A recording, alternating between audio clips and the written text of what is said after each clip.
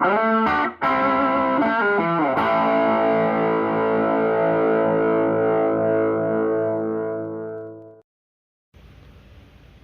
up, everybody? Welcome back to the channel. Today we're going to be focusing on the rear portion of the frame to go ahead and repair our frame rail damage here. So first step we're going to do, we're going to remove this cross member here. We're going to remove all the rivets like I showed you in the previous videos. Remove this A bracket. That A bracket goes in behind the cross member here and is riveted in. So we're going to go ahead and remove all those rivets, cut the welds, knock the cross member out, and then the A bracket's welded back here. I'm not going to film it because, if you go back in the other videos, we spent pretty much a whole day doing that. And I'll check in with you. But basically we're going to bolt the cross member back in. It's going to be, just as strong as it being riveted, and then also it's going to get welded back in. So that way I have a lot of room to reach the inside of the frame rail and do what I got to do, get my measurements and clean it up and all that good stuff. So I'll check in with you once the cross member's out. All right, so I got the cross member out.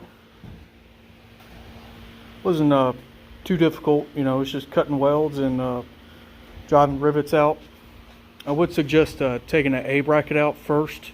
So originally they were welded onto these tabs here as well, and then your rivets that go here and here that go through this rivet to the here's the A-frame bracket right here. I'll explain why that's there here in a second. But that all rivets in there as one piece. So if you can drive those rivets out, cut the welds that are holding the A bracket on both sides, remove the A bracket because that goes in on the outside. Oop, look out. That goes on the outside, and that'll make it a lot easier to take the cross member out, because removing it, you just take it to one side and then it comes right out if you remove the A-frame first. If you don't, there's not going to be enough clearance side to side to fish it out. We are going to reuse the original cross member. There's nothing wrong with it structurally, just surface rust. You can buy these new, but there's nothing wrong with this one. After some a little bit further de-rusting and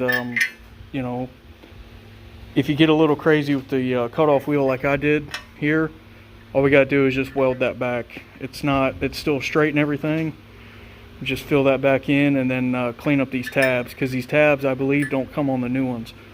And I believe the body mounts here in the middle on 2 of these bolts, and then also on the outside. So it's important to have those tabs. So the reason I got this whole piece of A-frame here is because when I took this cross member out, the frame twisted on me. Wasn't expecting that to happen with this big cross member here, with it being welded in and riveted and all that, and then remnants of the original bumper. But if I take this, I'm just using this as a shim, and then unfortunately it bowed out, and you can see the front bow in and out.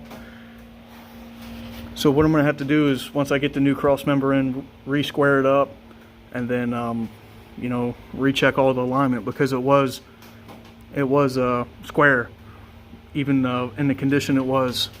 So just another little minor setback, but I'm gonna go ahead and clean this bracket back up and then bolt it back in, because I want that structure back.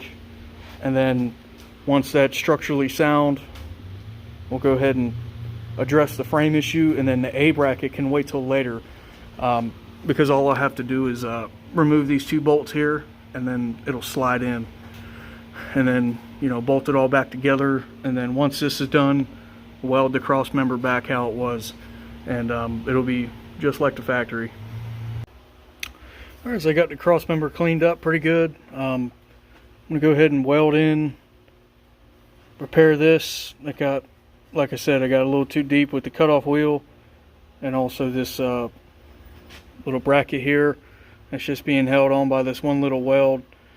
I guess it broke or wasn't welded over here at all. So, and then this is just going to get cleaned up with the grinder, because this is going to weld onto the A bracket. And then here on the other side, this side's fine. I already ground down the remnants of the original weld, and I didn't go crazy with the cutoff wheel here, so I didn't bite into the cross member. So, alright, I'll check in with you. Alright, so I got the cross member cleaned up, fixed that rip in there, got it just temporarily bolted on. I got them all tight. So what now we're going to do is remove the remnants of the rear bumper. As you can see, there's not much left. So now we got that in, we can go ahead and remove that and not have to risk the frame rails, you know, springing out on us. It's the same drill. You're going to cut welds, cut rivets, drive them out, hammer it off, and then we'll have the bare frame rails exposed, and I'll show you all what we're going to do next. Alright, alright, so here's what's left. This is the driver's side. I flipped it over upside down again. So you can see, other than right here, that's pretty well intact. So, and then here's the passenger side, the side that was real bad. Hopefully the light's okay in here. The sun's blaring right in the door here. I left the rivets in because I'm going to leave them in until I decide what I'm going to do, because I don't want to risk disrupting this. But we got full-blown gone here, and then also right here. The original plan was to replace the whole frame rail, make a new one. After further investigation, there's so much metal, there's a lot of metal loss here on the top rail, or I mean on the bottom rail, I'm sorry. Got it, because I got it upside down. I'm afraid even if I made made the new frame rail and put like a alignment bracket, like a kind of a triangle or so, and got it all perfectly square, that I wouldn't have much to weld to when I did my butt weld, and then also my weld in here. So what my next plan is going to be is keep working on getting more of this rust out of this pitting here. I'll probably sandblast it, and basically put a piece of plate behind here, mimic this curve here, butt it up against, and then weld it on, and then fill all this in with weld. And the same goes with here. So it's going to have basically a new skin on the inside, and then still have the original, but it's going to be basically two pieces welded together, because this is going to be real difficult to make. I mean, this will probably take a whole 8-hour day to get a piece of channel and scallop it and make this angle. And then, I'm still afraid I don't have enough metal on here to make it strong.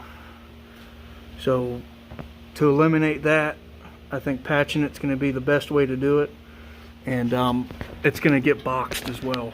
I already planned on boxing it to about this point. Leave that open, and then probably box it again there. Alright, so I got my piece of metal I'm going to use for the reinforcement. It's a piece of 1/8 inch plate. It's going to be thicker than the frame was. The frame's a 1/16 thick. I know it looks confusing, but this is my own drawings. But basically, I made a parallelogram. You get more surface area with an angle. It's all geometry. But so I got 6.5 inches on the parallelogram, and then I'm gonna cut, so I'll have 2 triangles left. The reason I'm doing 2 triangles is because A, you get more surface area, and B, because of the bend in the frame, it'll allow me to turn them and then fill up that gap and weld versus having one solid piece and trying to grind it to fit. So 2 separate pieces to go on the frame. So I got the, I'm gonna go ahead and try the plasma cutter out again and see if that'll make my life a lot easier.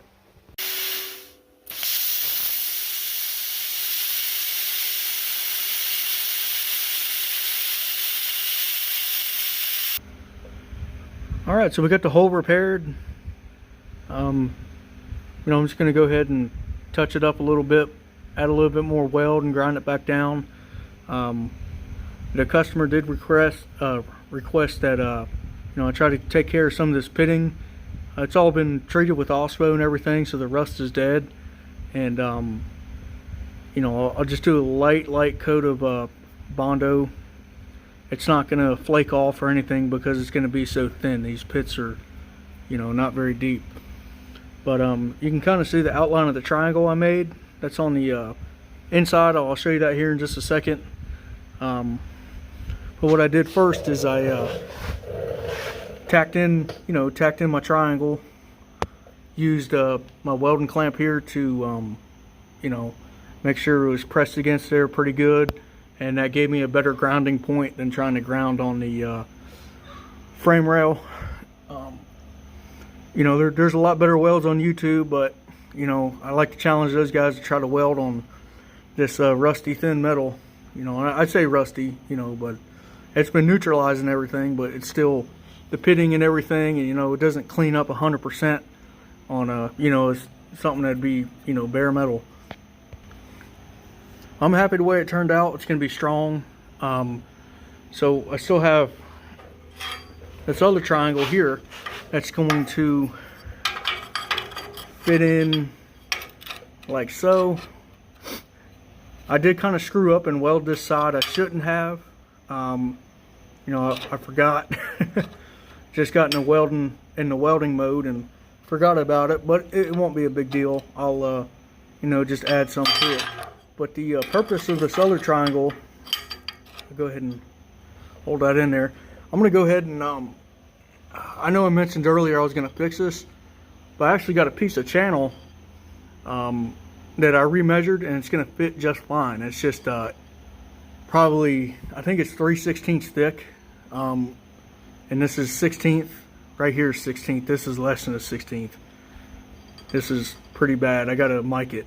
But anyway, I'm going to lob off from this point back. It's approximately 6 inches, and we'll remake that fishtail here, and then also, add on this, and it's going to look just like it would from the factory, and be a little bit stronger than the factory. And then once that's done and on there, we're going to go ahead and box it fully all the way till probably about this point here. That bend will be pretty easy to make. It's just a sheet. The bend will be real difficult if I was using a piece of channel. That's the reason I decided not to just lob off the frame horn. A, because the metal was pretty thin. I was kind of afraid that I wasn't going to get a strong weld.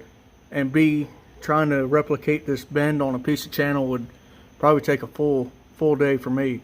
So, and another reason too is when I was filling in the hole on the other side, I had just a tiny little blowout on it. It seemed like the hole was just concentrated in one area. The metal loss, once I blew out the real thin stuff, I had some pretty good metal that filled in and adhered to the plate pretty good, this plate. And so it wouldn't, I don't justify replacing this whole frame horn like I originally intended to. The driver side is going to clean up good. It's got less metal loss than the passenger side for some reason. It's just how it goes, Could have been in some tall grass or something, to cause more corrosion. But I'll mic it and see how close we are to that 1/16 of an inch. And the fishtail here is in you know, decent enough shape. I might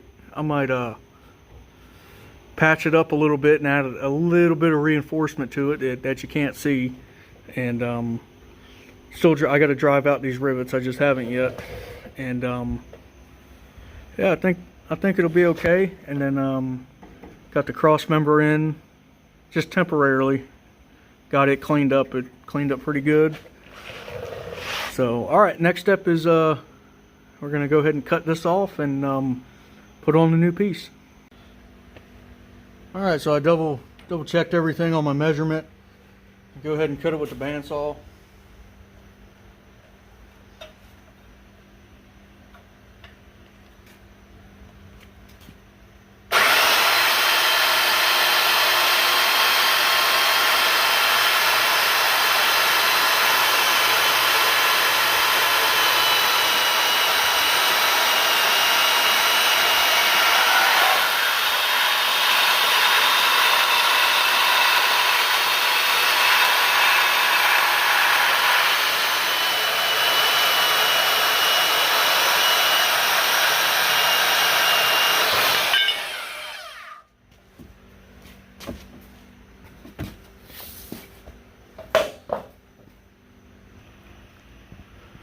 Alright, so here it is. You can see how much metal loss there is on that pit. That's the reason for the reinforcement on the inside. So when I put the, like I explained, the new piece of channel, it's going to have a triangle in there. So the next step is going to be grind this all tapered, make sure it's nice and flat, and then cut my new piece. So I got a 60 grit flapper on here. I don't want to remove too much material. I just want to put a little bevel on the edge and just get it where it's just a little crooked.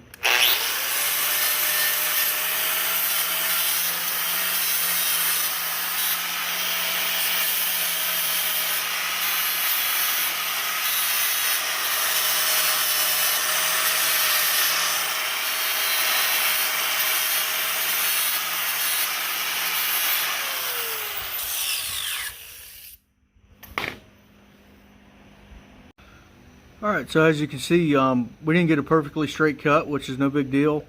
Got my new piece of channel. That's what we're going to use.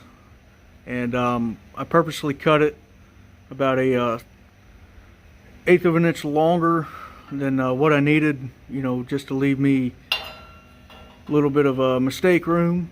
And so what we're going to do is, instead of grinding this straight, we're going to take a little off the top and make it fit on the original frame. I don't want to remove any material from the original frame, you know, because it's a little bit thinner. And you know, if we have to, I can just make a new piece. And another reason too is I already had that 6-inch measurement. And if I take any off of the frame rail, it's going to make it real difficult to get that measurement again on how long I need to be. So that way, by just doing it on our new piece, that measurement will still be safe. And like I said, if I screw it up, you know, I'll just cut another piece out of this. So I'm going to go ahead and put this on the vise and start removing some material, and then I'll show you the final fit, and we'll go ahead and weld it in. Alright, so you can kind of picture the general idea of what I'm doing. Already ground it down on the top. What I did is I used a Sharpie mark to make like a grind stop, you know, stopping the mark. And so we're still not flush and level where we need to be. So all we got to do again is just put another, I already made that mark. That's where I'm going to grind it to. And we're just going to keep going until we get it straight and we have a minimal gap. Because the bigger the gap, the weaker it's going to be, and the harder it's going to be to weld. So, all right. So I got the butt of it all pretty eyeball square on the frame, and went ahead and lined up everything by hand with the triangle and marked where it needs to be. So now the next step is I'm going to tack in, just put a couple tacks on this triangle here, and we'll go ahead and put it on the frame rail. We've got magnets and clamps to hold it. We'll just put a couple tacks in it, and then get the level out, and you know, make sure it's nice and level.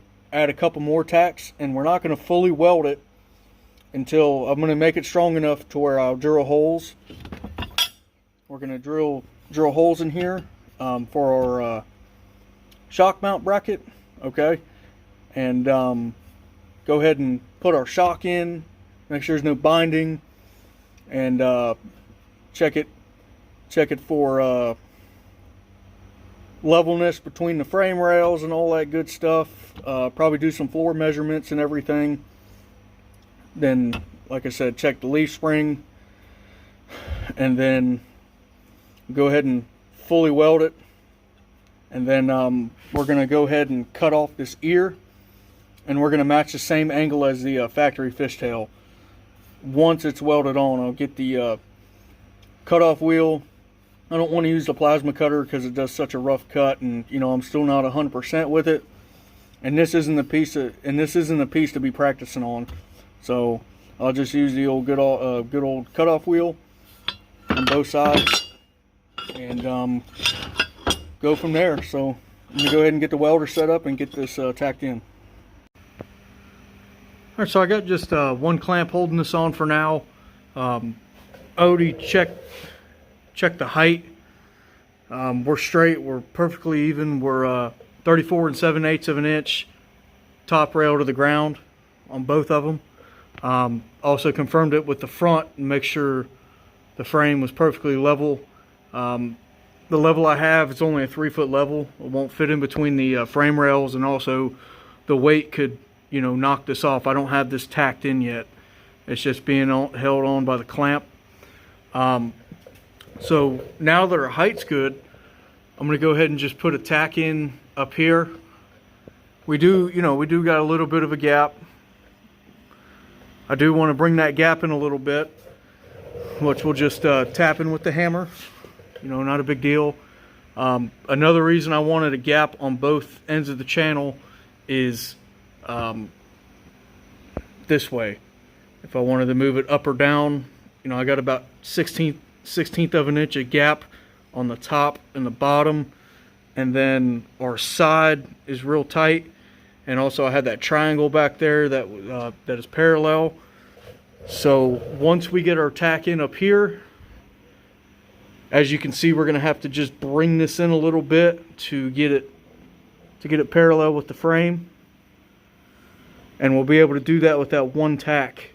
Probably two tacks. I'll probably do two tacks closer to this side so we can just bring in the frame rail a little bit.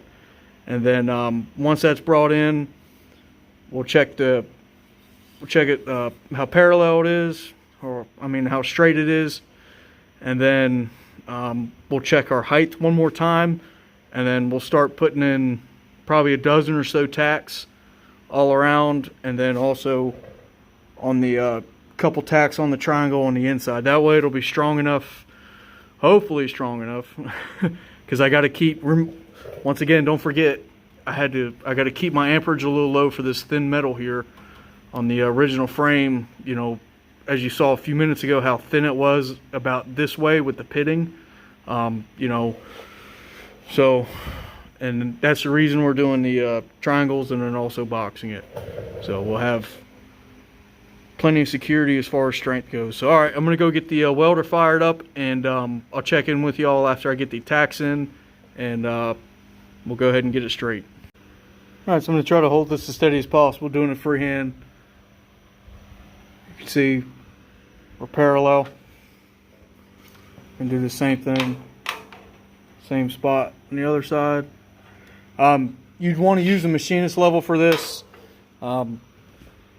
I couldn't find mine. I looked and looked and looked, couldn't find it, so I just used the level.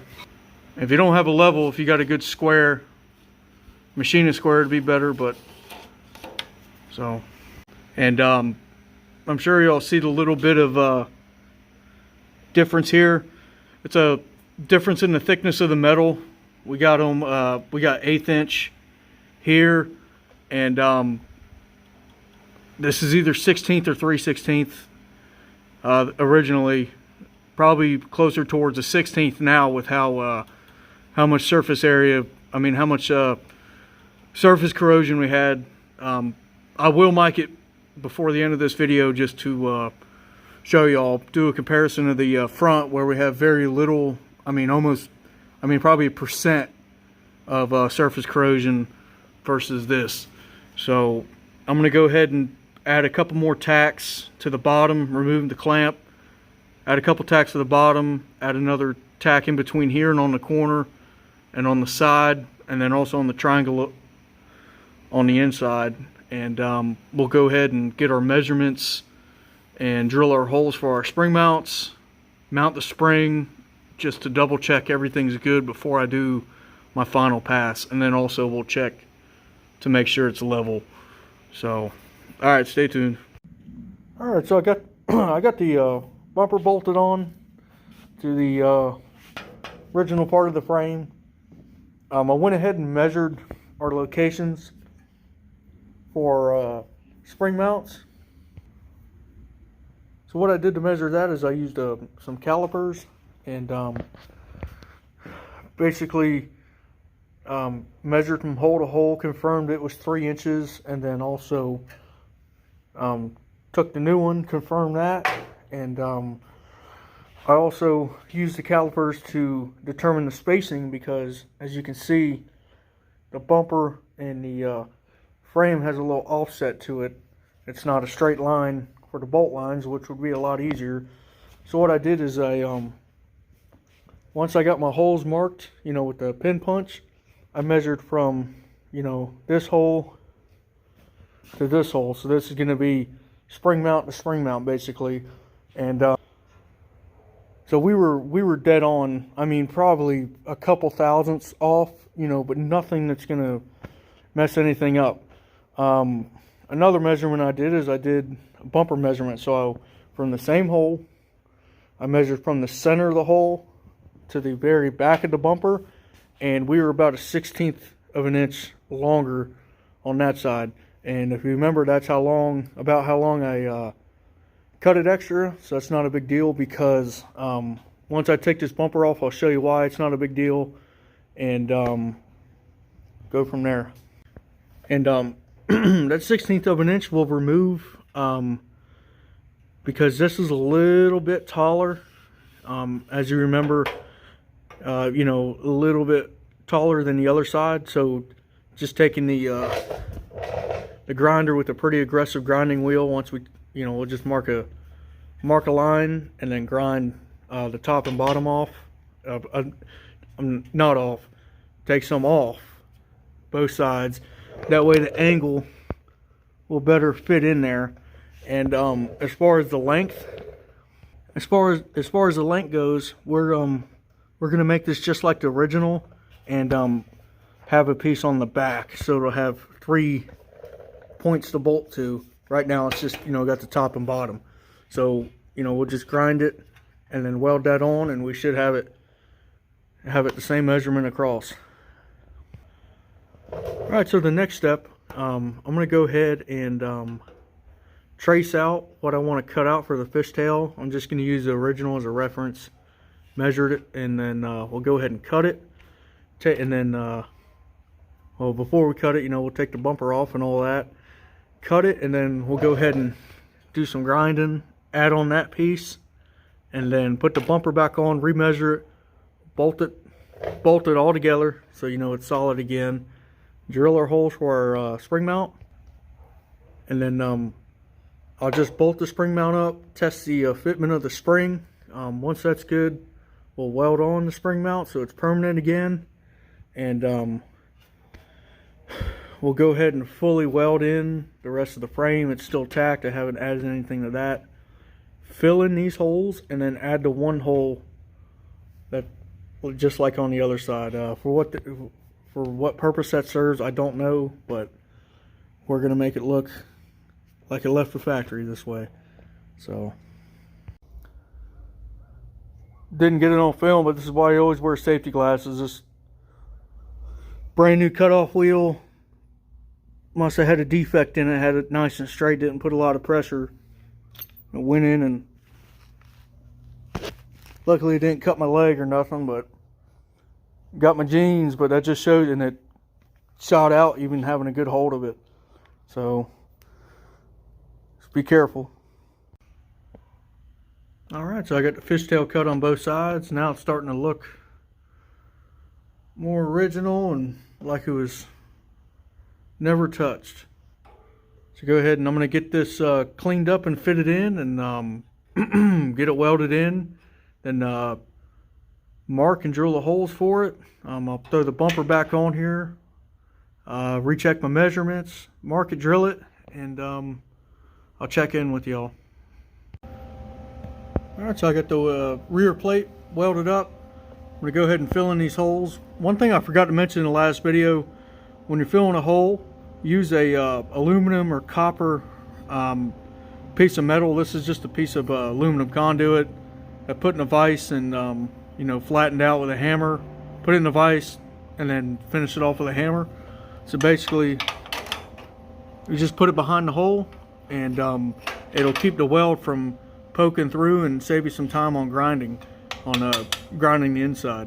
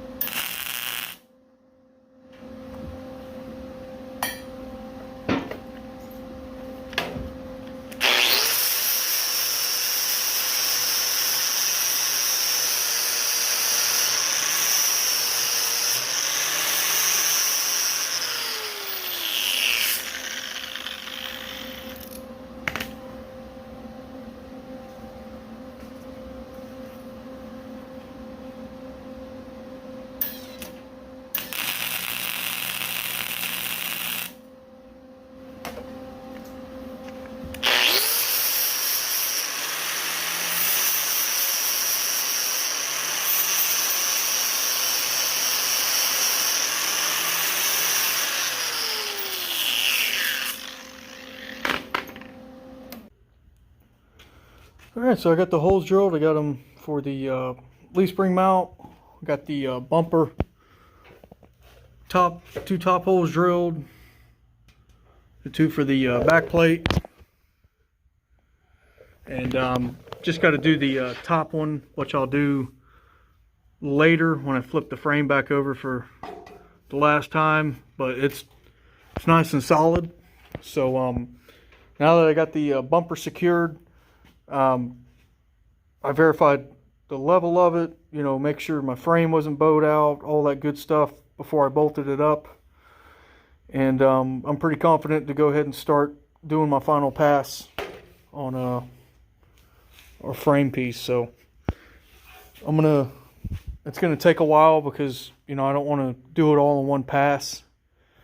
I got to skip around a little bit because I don't want to risk, you know, warping it in each direction. Then I got to go on the inside and weld up that triangle brace, and then after that's done, I'm gonna probably let it cool overnight, and then tomorrow we'll go ahead and make the boxing reinforcement for the inside. So I'll check in with you here in a little bit. Alright, so I'm doing my final pass. I guess you could call it a cold pass first. This is the next day. At a lower amperage, I went ahead and just, you know, put it together, and then I ground a groove into my weld. So now we're gonna go ahead and put it at the max amperage, which is about, I think, 150 amps on this welder.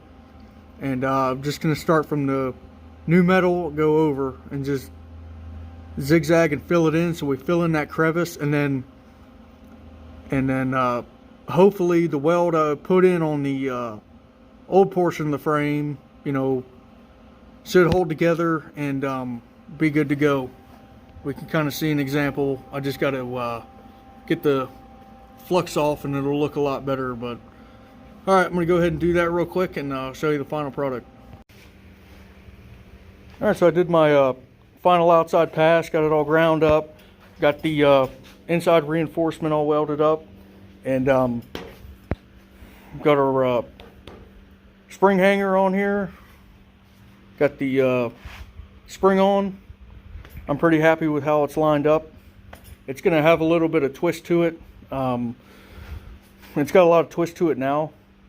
Not a lot, but it's got less twist than the original side because of the reinforcement I did on the inside. I still haven't boxed it yet because I wanted to get everything lined up and then you know, just move from the inside out so I don't have to. And then once it's all finalized, you know, I got a paint in there and all that good stuff, and then we'll go ahead and add the box. So all right, go ahead and weld this in. I'm happy it's nice and square, just how I showed you in the previous video how to square it up, and then add that shelf for your carriage bolts. So it's going to be the same exact process we did in the previous video.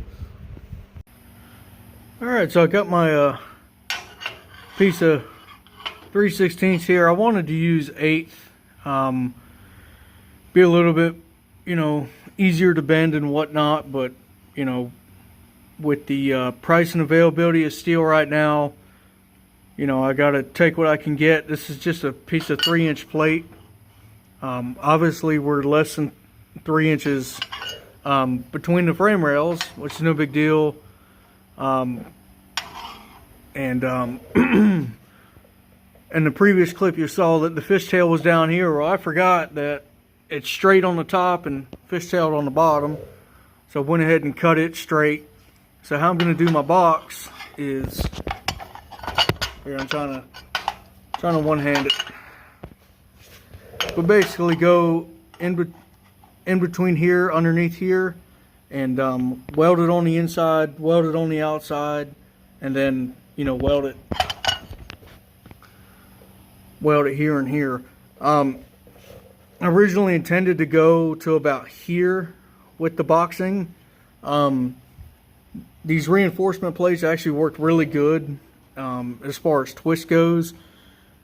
I could just leave it how it is because how I got this triangle welded, it's sealing the weld joint, you know, so it's not just a butt weld. But for extra security, I'm just going to have the piece of plate go about an inch or so past where it's still flat. That'll save a lot of time and me trying to make multiple pieces and follow the curve down, which after thinking about it, I don't think is necessary. I think it's going to be plenty strong how it is. So I'm going to go ahead and tack this in and check in with you.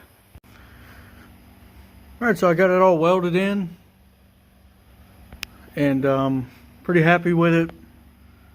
See, there's zero twist in this. I mean, I'd have to really put a bar or something in the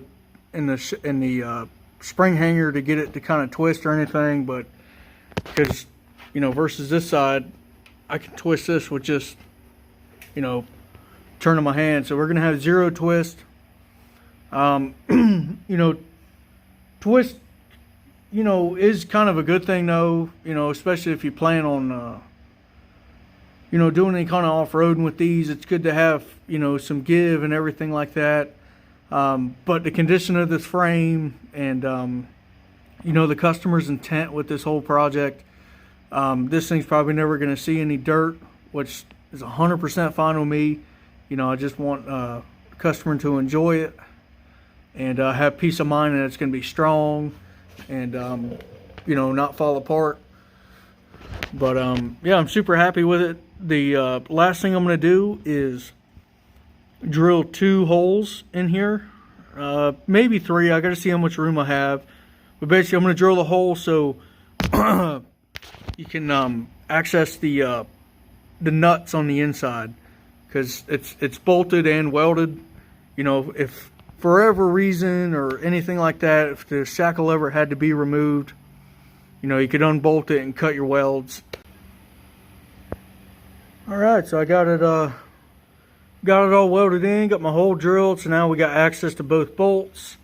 Like I said, this plate was thicker than I intended and wanted, but like I said, is what I could get, and it took a lot to hole saw just this one hole. So keep in mind, you don't need to go this thick, but hopefully in a few months steel will be more readily available, cheaper, and get exactly what I want. So now that this is done, minus primer and paint and all that, which I'm gonna save because I gotta flip it. I'm gonna flip it right side up and finish doing my final pass here. You can see my finger, and also cleaning up this edge here that I welded. But there's no sense in flipping it over twice because I'm gonna have to do the exact same thing to this side. So I'm gonna go ahead and cut the video off. We pretty much showed you everything on replacing a chunk of frame. I'm gonna do the exact same thing to this side, minus cutting it off. I'm gonna make the same triangle pieces to reinforce it on the inside, and then also box it. Might as well have it match the other side and have a double reinforcement. And yeah, so stay tuned. The next video, I'm gonna go ahead and finish up this rear cross member here once this is done. So the next video will pick up on this, and then we'll finish completing the rear of the frame. So we'll put in our V bracket and the rear bumper, the drawbar tie plate, which I'll show you, and then also putting the drawbar back on. And then all we have left on the frame is the reinforcement bands in the middle, which are going to be pretty straightforward. Continue painting the frame and getting it all 100%, and then putting our last 2 spring mounts on. And oh yeah, one more thing, the battery box. So I got to cut the battery box off the body. If you remember from the previous, I think like the first or second video, the battery box was cut off with the torch and put on the body to make room for the hydraulic pump and the snowplow setup. And I'm going to go ahead and you know, cut it off of the body and re-weld it on the frame, and then we'll have 100% complete frame, and then we can move on to the axles. That'll be real fun. And once the axles are done, you know, we're gonna have a rolling chassis, which is gonna be super exciting. So if you want to keep following along, please like and subscribe so I know you're there. Keep me motivated on doing this project and other things. I got some you know, big plans lined up in the future, and would really appreciate everybody's support on it. And all right, till next time, be safe and have a good one.